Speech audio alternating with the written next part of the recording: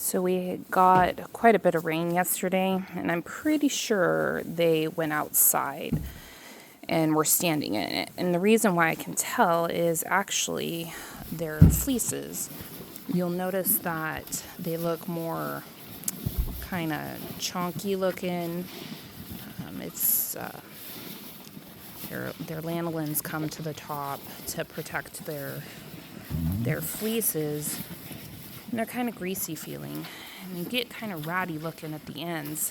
That's just because the rain kind of washed away some of the dirt. It actually honestly makes them kind of look a little bit dirtier, but their fleeces will have to dry out before they can be shorn, which can take a couple of days. But they seem to enjoy the rain.